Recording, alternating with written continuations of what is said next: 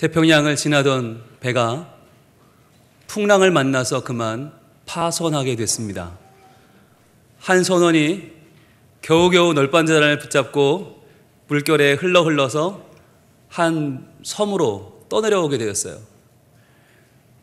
정신을 차리고 보니까 아무도 없는데 자기 옆에 쿨럭쿨럭 소리가 나서 보니까 자기 친구 한 명 같이 떠내려온 거예요.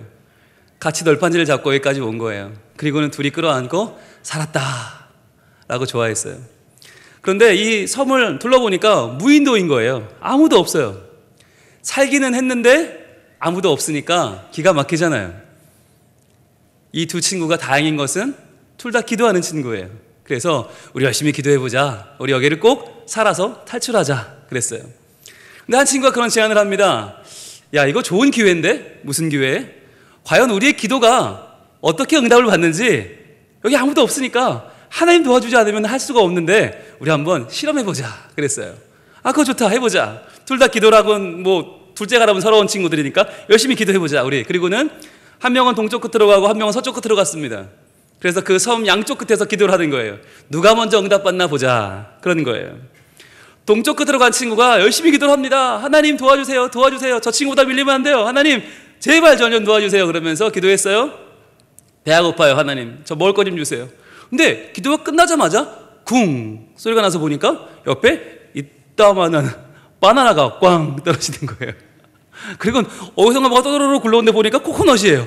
와, 그 코코넛으로 목을 축이고 바나나로 먹고 너무 든든해져서 이 친구가 야, 행복하다. 기도하니까 바로 응답을 받네.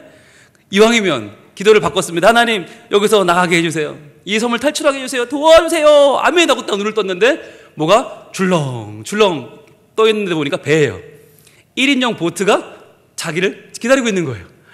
야, 얼마나 신납니까? 기도와 응답이 바로바로 되잖아요. 그러니까 이 친구가 정신없이 그 보트를 탔습니다. 타고 막 저 가는데 보니까 서쪽 친구가 생각이 나는 거예요.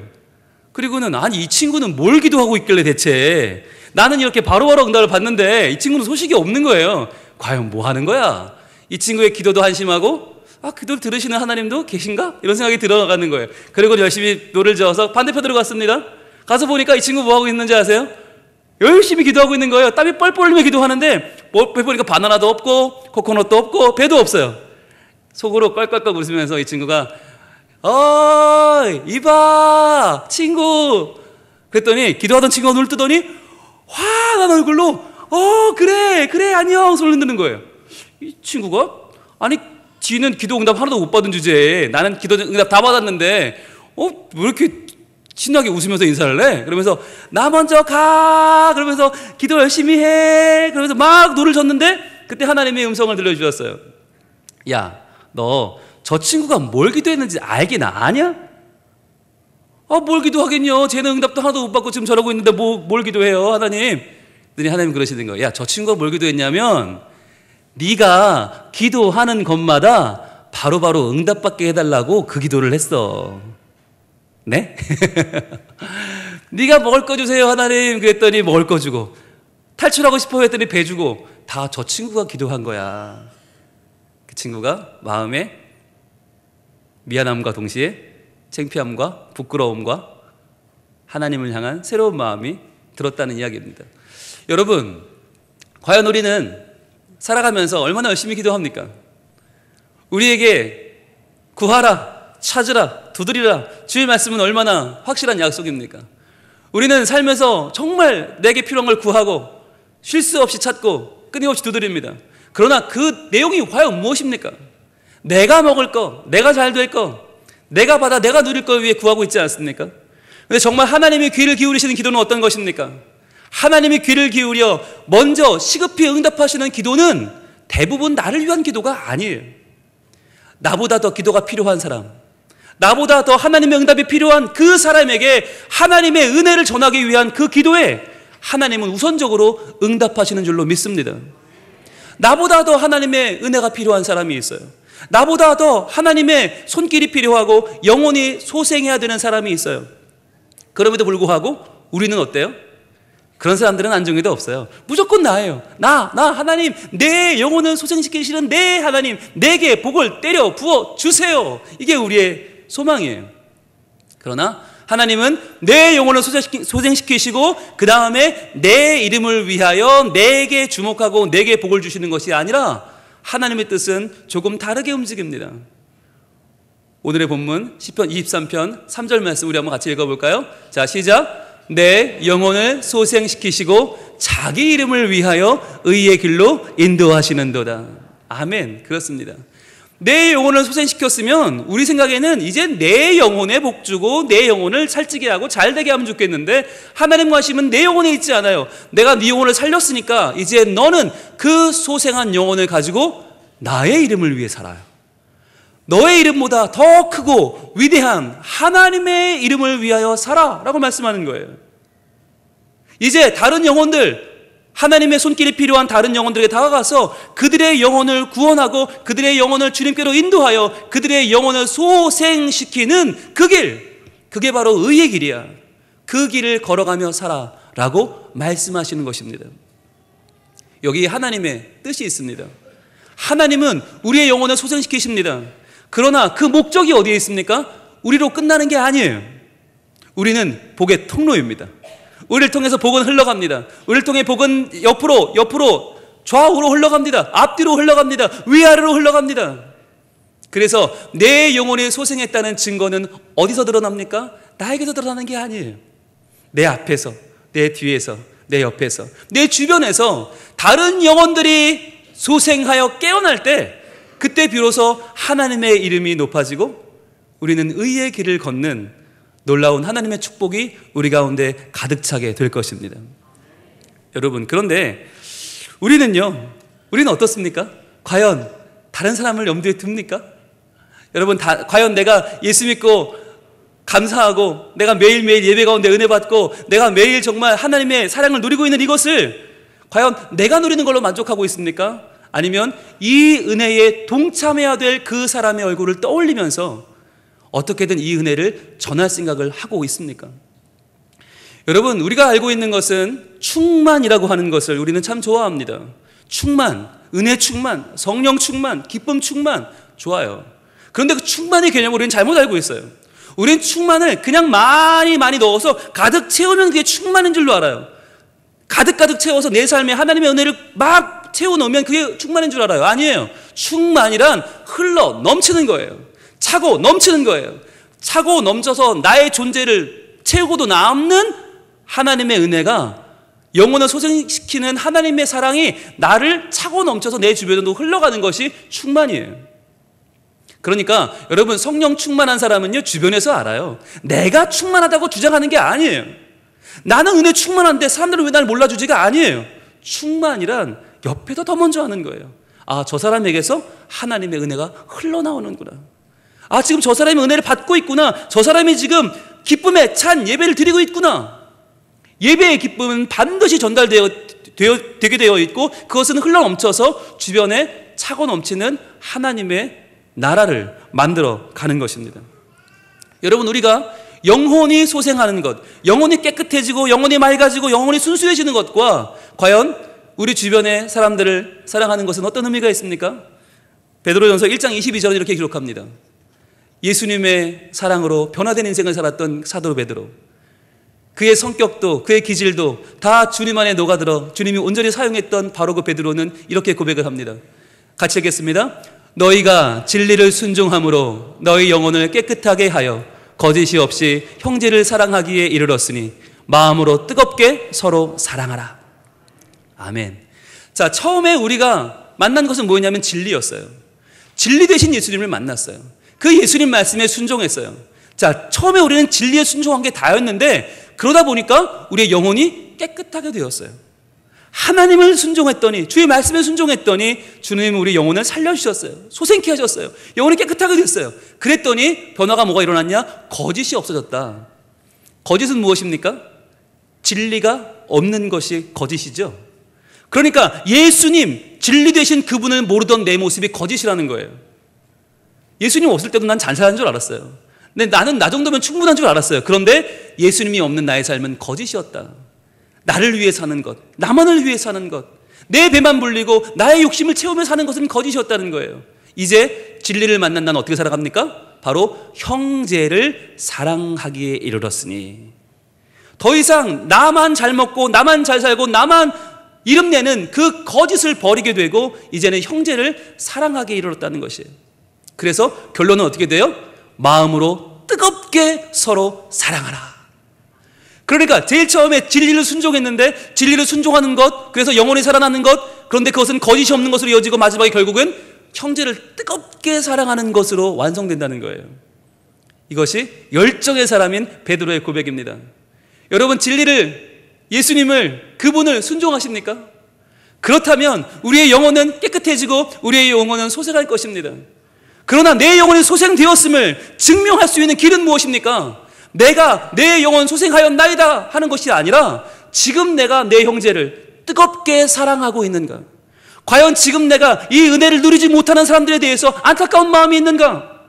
나는 주일날 교회에 나와 하나님을 만나고 하나님의 사랑으로 새로워지고 내 영혼이 살아나고 있지만 지금 그러한 모든 것을 경험하지 못하고 있는 사람들에 대한 그 안타까운 마음이 내게 있는가 그렇지 않은가 하는 것이 바로 내가 진리를 순종하는가 그렇지 않은가 하는 시금석이 된다고 하는 것입니다. 여러분, 근데요, 여러분, 제 말씀을 우리 나누고 있는 여러분 표정이 그래요. 그걸 누가 몰라요, 목사님? 근데요, 그게 너무 어려워요. 여러분 표정이 좀 그래요. 아, 은혜 받는 건 좋은데요, 목사님. 그냥 은혜만 받으면 안 될까요? 그냥 주일날 와서요, 저 은혜 받고 가면 안 될까요? 그걸 꼭 전해야 되나요? 라는 표정이에요. 그렇잖아요. 아니, 지금 나 주변 사람들하고 잘 지내고 있는데 멀쩡히 좋은 관계 하고 있는데 거기다가 불쑥 교회 갑시다 이랬다가는 이상한 사람 취급받고 광신자 취급받고, 아니, 아우 과장님 저한테 제발 딴 건 다 좋은데 교회 가는 소리 하지 마세요 이럴 것 같잖아요. 아니 김 사장 왜 그래? 우리 사이 좋잖아. 그냥 이렇게 지내자. 아니 평소엔 나이스하고 좋은 사람이 왜 갑자기 교회 얘기를 꺼내? 왜 갑자기 하나님 믿으라고 그래? 아이 참 거북하네? 이럴 것 같잖아요. 꼭 내가 받는 은혜는 좋은데 이걸 같이 나누자고 하기에는 왠지 좀 어려워지고 왠지 버겁고 왠지 낯설게 느껴지는 이것은 뭡니까? 과연 왜 그럴까요? 과연 내가 누리는 이 은혜가 나만 한 사람 좋고만은 그냥 나만 어쩌다가 운이 좋아서 나는 그냥 성향이 맞아 좋은데 다른 사람에게는 별로 좋지 않은 걸까요? 과연 복음은 그만한 능력이 없는 것입니까? 여러분, 복음은 능력이 아닙니까? 우리가 지금 만난 이 우리 주님의 그 사랑은 과연 밖에 나가서 증거할 만큼 그렇게 가치 있는 것이 아니란 말입니까? 성경은 이렇게 증거합니다. 고린도전서 1장 18절입니다. 고린도전서 1장 18절은 이렇게 우리에게 말씀하십니다. 같이 읽겠습니다. 시작. 십자가의 도가 멸망하는 자들에게는 미련한 것이요 구원을 받는 우리에게는 하나님의 능력이라. 아멘. 십자가의 도, 우리를 위하여 이 땅에 오신 예수 그리스도, 그분이 십자가에서 우리를 위하여 고난받으시고 채찍에 맞으시고 죽으시고 부활하신 이 십자가의 도는 구원을 받는 우리에게는 하나님의 능력이에요. 이것은 너무나 큰 능력이에요. 이 자체만으로 우리의 영혼을 충분히 소생시키고도 남는, 우리의 인생을 변화시키고 앞으로의 모든 앞날을 다 바꿔놓을 만한 놀라운 변화의 역사에 힘이 있는 줄로 믿습니다. 그런데 우리는요, 이 능력을 왜 우리는 이걸 그렇게 전하기를 부끄러워하는 걸까요? 왜 이걸 들고 나가기를 그렇게 주저하는 걸까요? 왜 이 마치 복음의 능력이 없는 것처럼 왜 이 우리 마음속에 그냥 부끄러이 감추어 놓는 이유는 과연 뭘까요? 멸망하는 자에게는 미련한 것이에요. 그런데 왜 우리는 멸망하는 자가 아닌데, 우리는 하나님의 구원을 받는 자녀인데 왜 우리가 그것을 능력으로 알지 못하고 점점 미련하고 부끄러운 것으로 아는 이유는 무엇입니까? 왜 그렇습니까? 왜 복음의 능력이 사라진 것입니까? 그렇지 않아요. 왜 그럴까요? 우리가요, 그 복음의 능력을 만끽하지를 못하고 있어요. 이 복음으로 충분하다고 하는 사실을 내가 의심하는 거예요. 내가 하나님을 믿는 이것으로 나의 삶이 지금 너무나 만족하고 충분하다는 사실을요, 왠지 인정하고 싶지 않은 거예요. 내가 온전히 그 복음의 능력을 힘입어 살아가고 있지를 못한 것입니다. 제가 작년까지 서울에서 수서교회라고 하는 교회에서 소년부 설교를 했습니다. 소년부는 초등학교 4, 5, 6학년입니다. 여러분 4, 5, 6학년 어떤지 아십니까? 예, 교만 천국입니다. 이것들은 세상은 지가 제일 똑똑한 줄 알아요. 지가 아는 게 제일 많고요. 지가 제일 많은 책 읽었고요. 정말 어떤 때는 더럽고 치사해서 아무 말도 하고 싶지 않아요. 아주 정말 하늘을 찌르는 교만. 근데 그 아이들에게 복음을 증거해야 되는데 제가 걔네 아버지 또래예요. 저희 아들도 우리 부서에 있었어요. 그러니까 이게 아버지 또래가 얘기를 하면 잔소리도 듣지 이걸 복음으로 듣겠습니까? 그러니까 제가 고민이 되는 거예요. 어떻게 하면 복음을 증거할 수 있을까? 게다가 얘네가 뻑하면 핸드폰 꺼내가지고 핸드폰 만들고 그러고 있고요. 옆에 사람 쿡쿡 찌르면서 얘기하고 있고요. 어떻게 하면 좋을까? 그러다가 제가 이제 이미지를 준비했어요. 그림을 준비하고 영상을 만들고 편집을 하고 그 못하는 걸 막 억지로 만들어서 그 설교를 준비해서 하기 시작했어요. 근데 애들이 좀 고개를 들더라고요. 그래도 좀 보더라고요. 봐주더라고요. 제가 또 그 전해까지는 뭘 했냐면 동신교회에서 유년부 설교를 했어요. 유년부면 초등학교 1, 2학년이에요. 1, 2학년. 여러분, 연초에 유치원에서 올라오면요, 사람으로 안 보여요. 이게 강아지인지 고양이인지 모르겠는 요만한 애들이 올라와요. 1학년 정말 작아요. 그런 아이들 데리고 설교를 해야 되는데, 이거 뭐 십자가가 뭔지를, 부활이 뭔지 얘가 알게 뭐예요. 그러니까 열심히 제가 준비를 했어요. 이미지 준비하고 영상 준비하고 막 화려하게 준비를 해서 걔네들한테 정신을 쏙 빼놔야겠다, 내가. 핸드폰보다 훨씬 더 재밌게 만들자. 얘네가 그냥 딴짓하는 것보다 훨씬 더 이 복음이 더 눈에 띄게 만들자. 그래서 제가 그림도 만들고 영상도 만들고 막 준비했어요. 그래가지고 애들한테 보여줬는데 애들이 너무 좋아하는 거예요. 근데 만들면서 드는 생각이 아깝다. 한 번 쓰고 버리기 너무 아깝다. 열심히 만들어서 한 번 쓰면 버려야 되잖아요. 그래가지고 옆에 부서에 얘기를 했어요. 이거 내가 만든 건데 좀 써보지 않겠냐고. 그랬더니 너무 좋죠. 다 만들어주는데 얼마나 좋아. 그래서 그럼요. 그렇게 갖다 쓰더라고요. 그때 제가 깨달은 게 내가 잘 만들면 나 혼자 쓰지만 더 잘 만들면 함께 쓸 수 있구나. 아예 잘 만들면 다른 교회도 쓰겠구나. 그래가지고 그때부터 아예 잘 만들기 시작했어요. 일주일 내내 거기에 지금 쏟아붓는 거예요. 잠을 안 자고 막 쏟아붓는 거예요. 그래가지고 그걸 옆에 교회에 막 나눠주기 시작했어요. 점점 이게 퍼지기 시작해서 제가 인터넷에 분홍 목사를 치면 그 자료가 쫙 뜨면서 막 그냥 모든 사람들이 페이스북으로 막 이메일로 신청이 들어오고 막 연락이 오고 해외에서 연락이 오고 서울, 대전, 대구, 부산 찍고 제주도, 광주, 전주, 포항, 마산, 울산 전 캄보디아도 제 거 다 갔어요. 베트남, 일본, 미국, 온 전 세계로. 무려 매주 제가 만든 이 설교 자료가 450개의 교회 부서로 갔어요. 450개 교회에서 매주 똑같은 영상, 똑같은 자료로 PPT로 설교를 하는 거예요. 원고까지 다 쳐줬어요. 얼마나 제가 뿌듯했는지 매일같이 인사를 받고 매일같이 정말 너무 기뻤어요. 오죽하면 금요일 밤에 그게 가야 되는데 토요일 아침까지 안 가는 경우가 있잖아요. 제가 바쁘다 보면. 그러면 토요일 아침에 그 문자와 카톡과 이메일이 독촉이 꼭 빚쟁이처럼 오기 시작하는데 왜 안 보내냐. 토요일 밤까지라도 못 보내봐요. 난리가 납니다. 정말 잠을 못 자고 제가 그걸 했어요. 그런데 저는 원래 성격이 남들이 잘한다 그러면 정말 잘하는 줄 알고 열심히 하거든요. 잠도 안 자고 밥도 안 먹고 해요. 주변에 정말 미쳤다고 그랬어요. 저희 집사람이 제발 그거 좀 하지 말라고 뜯어 말렸어요. 그래도 열심히 했어요. 450개 교회를 먹여 살리니 얼마나 행복합니까? 근데 열심히 만들어서 열심히 증거하고 열심히 설교를 하는데 문제는 뭐냐? 하다 보니까 지쳐요. 근데 왜 지친지 모르겠는 거예요. 지금 450개 교회가 나만 바라보고 있는데 왜 지쳐요? 얼마나 신나요? 한 번 만들면 450개 교회가 쓰는데 얼마나 좋아요? 내가 만든 영상 맨 마지막에 분홍 목사 딱 들어가는 이거 하나 그 기쁨으로 열심히 영상을 만들어 뿌리는데 너무 지치는 거예요. 왜 지치나 보니까 이유가 뭔지 아세요? 우리 부서, 그러니까 전 세계 교회를 먹여 살리는 분홍 목사님의 부서라면 얼마나 행복해야 됩니까? 애들이 저자 직강이잖아요. 이 좋은 재료를 만든 사람이 직접 앞에서 보여주면 설교하는데 얼마나 좋아야 됩니까? 애들이 그 자리가 천국이 돼야 되지 않아요? 이런 상으로 하면 애들이 너무 좋고 막 매일같이 막 깨르르 뒤로 넘어가고 막 친구를 불러오고 막 난리가 나야 되는데 여전히 핸드폰 만지고 있고 여전히 옆에서 찝찝대고 있고 여전히 딴짓해요. 미치겠는 거예요. 이렇게 좋은 자료를 가지고 이렇게 설교를 열심히 하는데 이렇게 정말 매주 빅쇼를 하는데 왜 저것들은 과연 귀를 기울이지 않는가? 왜 저것들은 이 화려한 영상에 마음을 열지 않는가? 고민에 빠진 거예요. 답이 나왔어요. 뭐였을까요? 자료에 문제가 없었어요. 영상에 문제가 없었어요. 문제는 저한테 있었어요. 제가 복음의 능력을 믿지 않았어요. 왠지 복음만 들고 나가면 왠지 이게 모자란 것 같고 왠지 이걸 애들이 안 받아줄 것 같고 왠지 이게 문전박대 당할 것 같으니까 제가 복음에 대한 자신이 없으니까 자꾸 그걸 뭔가를 포장하려고 그랬던 거예요. 내가 십자가에 대한 자신이 없으니까 자꾸 영상으로 포장하고 이미지로 포장하고 뭔가 화려한 것들로 만들어서 얘들아 이만하면 먹을만 하지? 라고 내놨던 거예요. 그러다 보니까 애들은 겉에 있는 그 당의적의 단 부분은 자꾸 빨아먹는데 그 내면에 있는 진짜 핵심인 복음에는 다 가지 못하는 거예요. 매주 그냥 영상만 보다가 재밌다가 끝나고 이미지 보다 끝나고 매주 재밌는 쇼는 보는데 그 안에 담겨있는 예수 그리스도의 피 부는 십자가 복음은 만나질 못하는 거예요. 그러니까 무력한 예배가 되더라고요. 그러니까 아무리 화려하고 아무리 신기한 걸 보여줘도 그것은 그냥 눈요깃거리지 아이들의 영혼이 변화되지 않더라고요. 그래서 제가 주님 앞에 회개를 했습니다. 하나님 잘못했습니다. 하나님 잘못했습니다.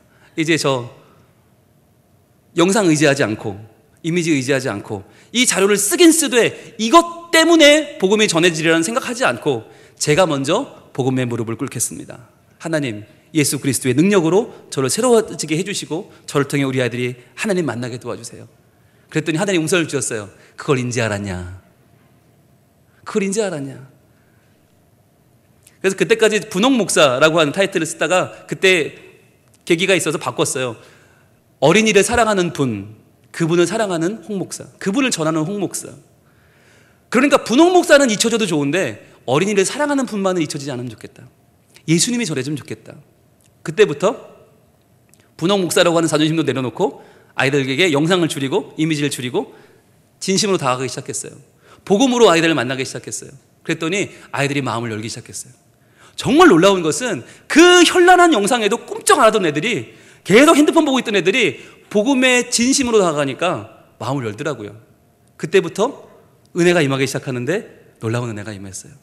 그러니까 영상을 쓰면서 이미지를 쓰면서도 그러나 더 제가 기도하기 시작했고 더 무릎 꿇기 시작했고 더 진심으로 제가 예배하기 시작했어요. 진심으로 찬양하고 진심으로 율동하기 시작했어요. 그랬더니 아이들이 예배하는 저를 보고서 바뀌더라고요. 점점점 바뀌었어요.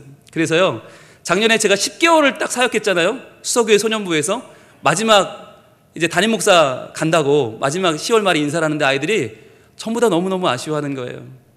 더 이상 영상 못 보는 게 아쉬운 게 아니라 이미지 못 보는 게 아쉬운 게 아니라 나에게 들려주신 그 복음의 말씀 때문에 아이들이 진심으로 아쉬워하더라고요. 그때까지요, 교사들도 별 반응이 없었어요. 여러분, 교사들이 신기하대요. 처음에는 좋아하다가요, 매주 보니까 그냥 그런가 보다 하더라고요. 참 그게 얼마나 서운하던지.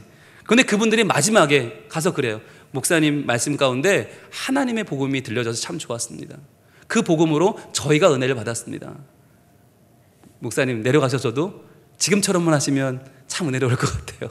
그러시는 거예요. 그리고는 제가 11월 첫째 주에 내려왔잖아요. 그리고 몇 달 후에 2월 달에 설날이 됐는데 그 설날에 제가 가리키던 수서교회의 4학년짜리 남자아이가 엄마와 함께 우리 교회로 왔어요. 서울에 사는 아이가 부산까지 왔어요. 그리고 설날에 같이 예배를 드리고 저를 딱 만났는데요. 이 아이가요, 여러분 4학년 남자아이, 이제 5학년 됐죠.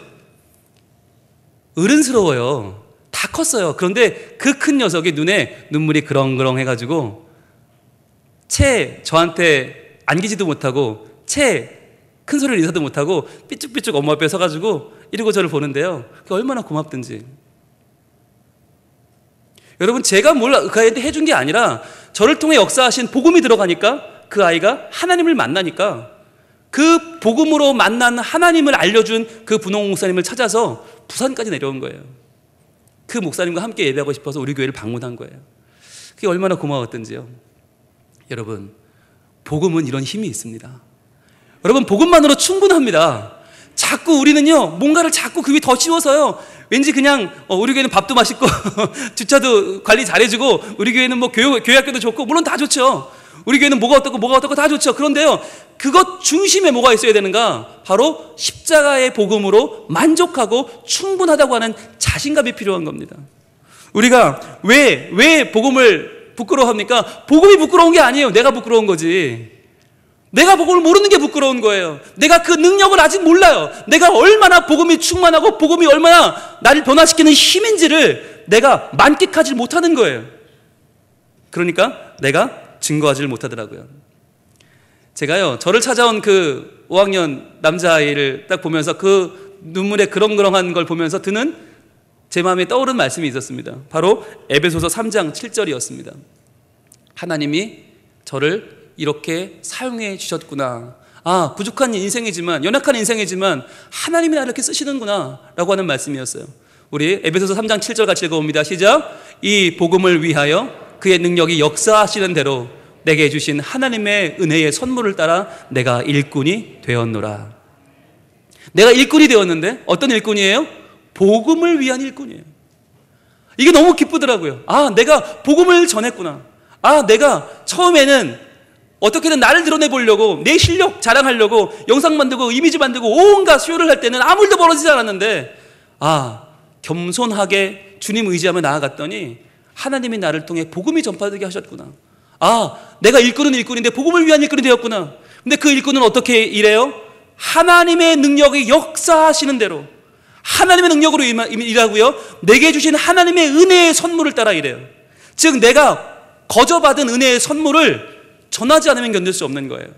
내가 받은 이 하나님의 사랑, 하나님의 넘치는 긍휼을 말하지 않고는 견딜 수 없고, 이 선물을 나눠주지 않고는 견딜 수가 없는 거예요.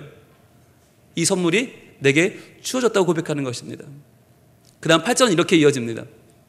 모든 성도 중에 지극히 작은 나보다 더 작은 나에게, 지극히 작은 나보다 더 작은 나에게 은혜를 주신 것은, 자, 지금 바울은 어떤 사람이에요? 원래 예수님을 핍박하던 사람이죠. 교회를 핍박하고 스데반 집사가 돌에 맞아 죽을 때 그 옆에서 옷을 맡아서 증인 섰던 사람이 이 바울이에요. 그러니까 얼마나 자기가 부끄러운지를 알아요. 너무너무 잘 알아요. 그런데 이렇게 작은 나, 지극히 작은 자보다 더 작은 나를 은혜를 주신 것은 왜 주셨다고요? 측량할 수 없는 그리스도의 풍성함을 이방인에게 전하게 하시려고. 즉 이건요, 여러분 중요한 포인트인데, 내가 작으면 작을수록, 내가 못나면 못날수록 하나님의 은혜는 더 드러나요. 측량할 수 없는 그리스도의 풍성함이 드러나는 거예요. 그러니까 여러분, 우리는요, 내가 잘나고 내가 뭔가 할 줄 알고 내가 위대해서 복음을 전하는 게 아니라, 나는 아직 이렇게 연약하지만, 나는 아직 이거밖에 안 되지만, 그러나 이러한 나를 포기하지 않고 붙잡고 사랑해 주시는 그 하나님을 증거할 때 그 측량할 수 없는 그리스도의 풍성함이 전해지는 거예요.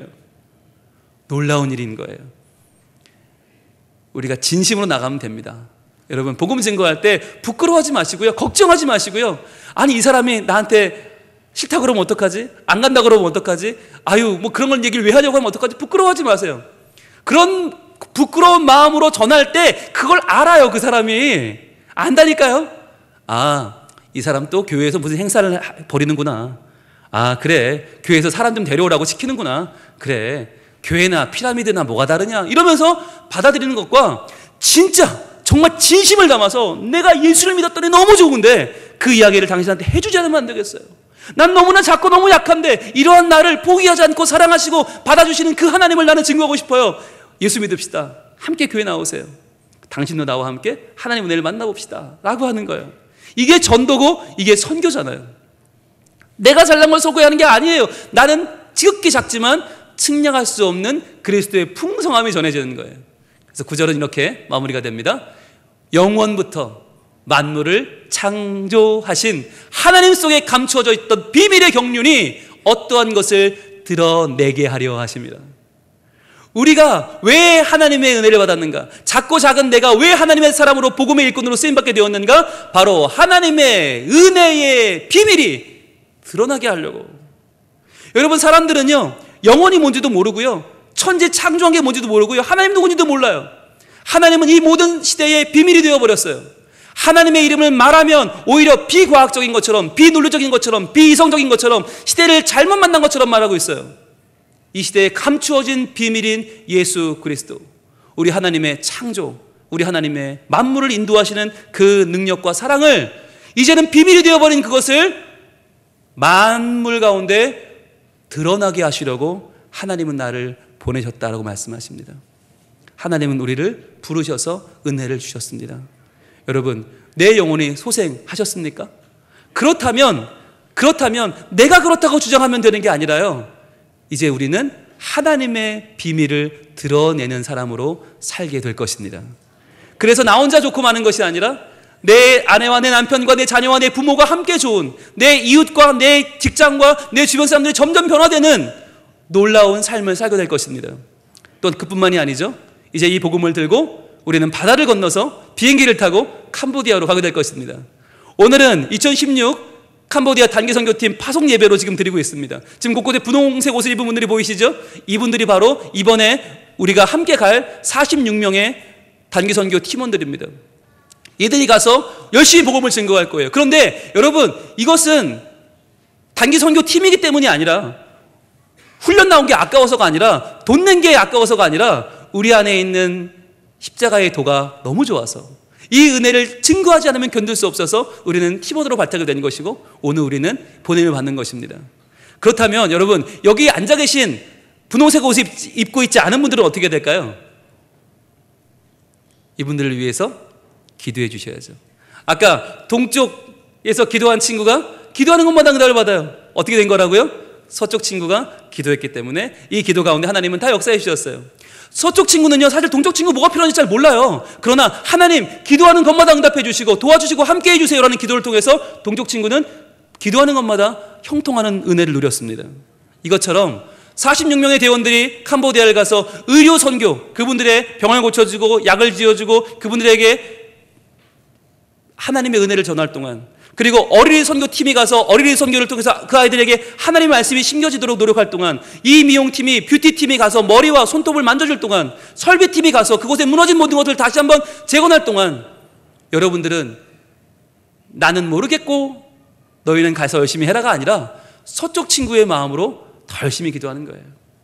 보니까 이번에 제1여전도회, 제1우리교회 기도회 어머니들이, 기도회 왕언니들이 이번 한 주간을 특별 새벽 기도회로 선포하셨더라고요.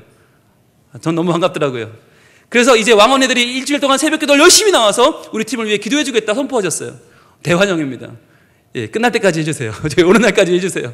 지금 전 세계적으로 이 위기, 공항 가기가 어려운 시대가 되었잖아요. 어디 간다고 말하기가 어려운 시대가 되었어요. 여러분, 이럴 때에 하나님의 보호하심으로 안전하게 다녀올 수 있도록, 무엇보다도 다녀오는 모든 팀원들이 영혼이 소생하여 하나님의 긍휼하심으로 하나님의 기쁨과 자유함이 넘쳐서 우리가 전하는 그 모든 복음들이 생명력이 넘쳐서 에너지가 돼서 그곳에 있는 캄보디아의 모든 영혼들을 변화시키고, 그곳에 잃어버린 영혼들이 주님께 돌아오고 그들의 마음속에 하나님을 인정하는 말들이 터져나오는 복이 임할 수 있도록 여러분 기도해 줄 수 있기를 부탁합니다. 제가 이번에 설교를 준비하면서 한국 교회사를 좀 봤거든요. 근데 참 재미있는 걸 발견했어요. 한국 교회가 부흥을 했잖아요. 막 부흥해왔는데 제일 부흥할 때가 언제였는지 아세요? 언제 교인들이 가장 열심히 교회 나와 기도했는지 아세요? 네, 목사님이 없을 때였습니다.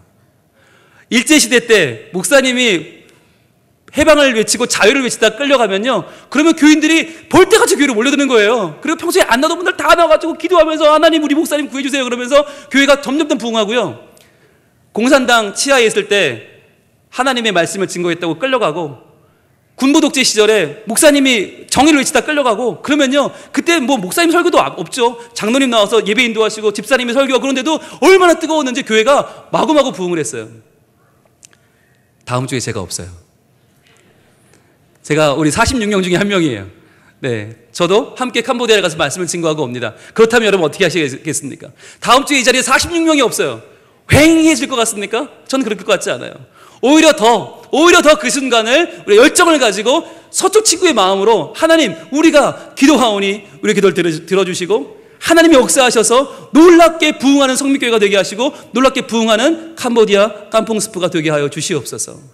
더욱더 하나님의 하나님 되심, 사람에 의지하는 것이 아니라 어떤 사람이 뭔가를 더 붙이고 만들고 보여주면서 사람들을 현혹시키는 게 아니라 진짜 복음을 들고 나가서 진짜 복음으로 진짜 하나님을 증거하고 하나님의 진짜 은혜를 만나 내 영혼이 소생하고 그곳에서 만나는 영혼들을 소생시키는 복된 시간이 될 줄로 믿습니다.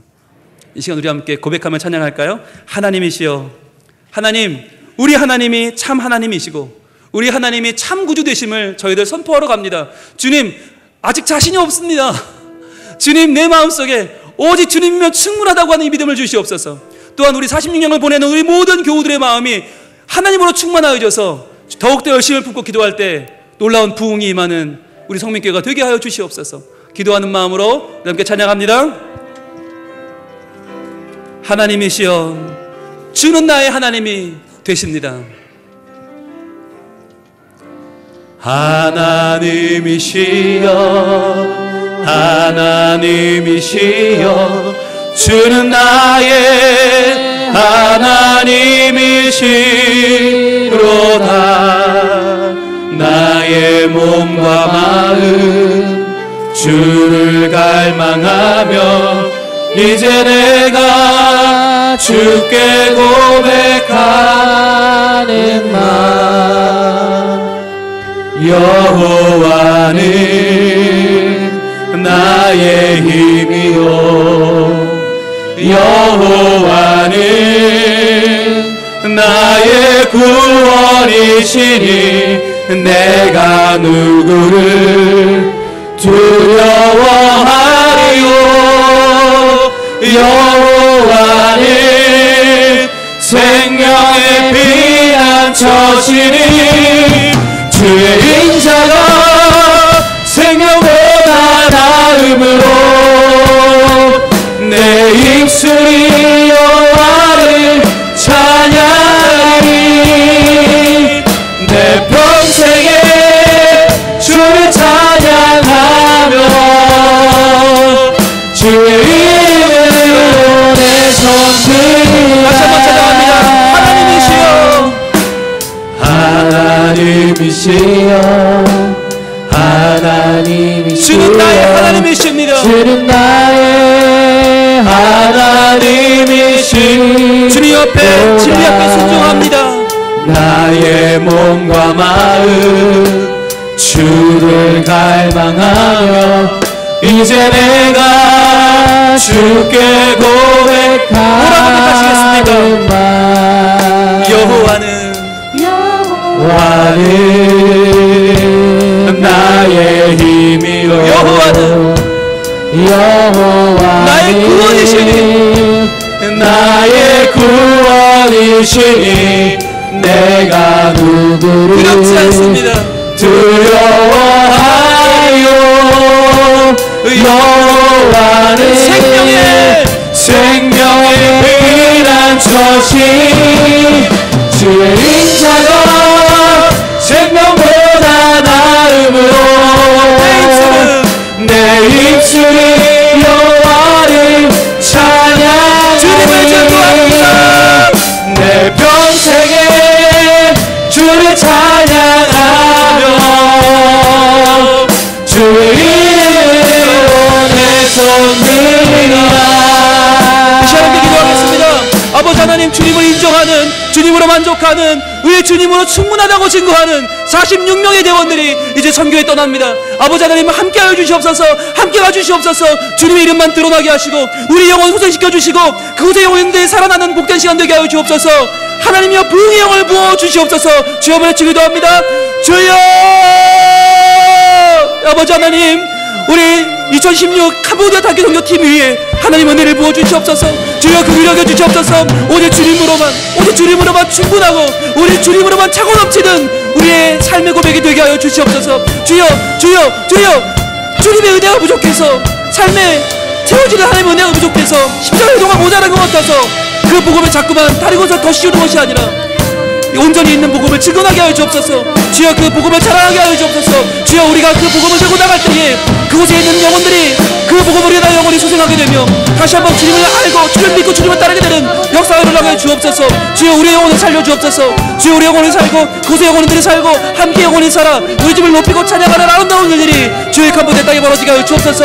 주여, 이 46명의 자리에 비우는 그동안 이 자리가 차고 넘치는 은혜로 충만하게 하여 도와주시고 주여, 더욱더 뜨거워지고 더욱더 감사한 하나님의 은혜가 차고 넘치는 전미교회가 될 수 있도록 도와주시옵소서. 주의 은혜를 부어 주시옵소서. 주의 인자가 생명보다 나음으로 내 입술이 여호와를 찬양하리. 내 평생에 주를 찬양하며 주의 이름으로 내 손 들라. 주의 인자가 생명보다 나음으로 내 입술이 여호와를 찬양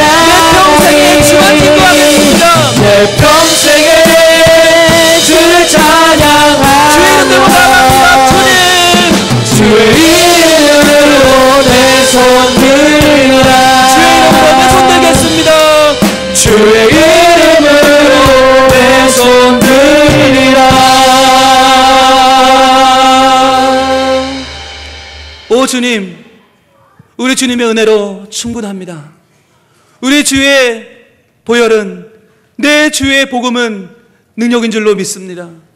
이 능력의 말씀을 들고 46명의 단계선교팀이 이제 이번 주 목요일이면 짐을 싸고 예배를 드리고 금요일 새벽이면 이제 캄보디아로 떠납니다.